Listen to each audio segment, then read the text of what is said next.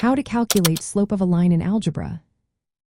Imagine you're looking at a hill or a ramp and wondering how steep it is. That steepness is what we call the slope of a line. Calculating the slope helps us understand how the line moves up or down as we go from one point to another.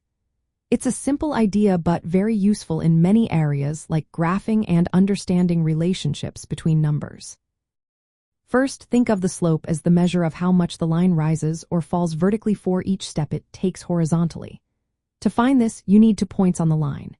Each point has an x-coordinate, which tells you how far along the line is, and a y-coordinate, which tells you how high or low it is. For example, if you have the points 2, 3, and 5, 7, then the first point has x value 2 and y value 3. The second point has x value 5 and y value 7. Next, you find the difference in the y values. Subtract the y value of the first point from the y value of the second point. In this case, 7 minus 3 equals 4. Then, do the same for the x values. 5 minus 2 equals 3. Now you have the change in y, which is 4, and the change in x, which is 3. To get the slope, divide the change in y by the change in x, for divided by 3 gives you the slope, which is for thirds. This means that for every 3 units you move horizontally along the line, it goes up for units vertically. If the slope is positive, the line goes up as you move to the right. If it's negative, the line goes down. A slope of 0 means the line is flat, like a horizon. If the line is vertical, the slope is undefined because you cannot divide by 0. Another way to find the slope is if you have the line's equation.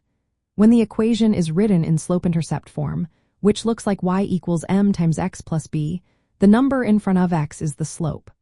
For example, in the equation y equals negative 2 times x plus 5, the slope is negative 2.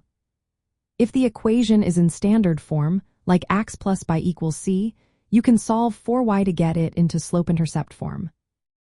Divide everything by the coefficient of y, and then the slope will be the negative of the coefficient of, divided by the coefficient of y. Remember, always subtract the coordinates in the same order to keep your slope consistent. If you switch the points, your slope will change sign, which is okay as long as you are careful.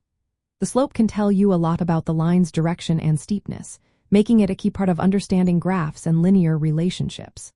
Once you get the hang of calculating the slope, you can easily draw lines, analyze data, and see how different points relate to each other on a graph.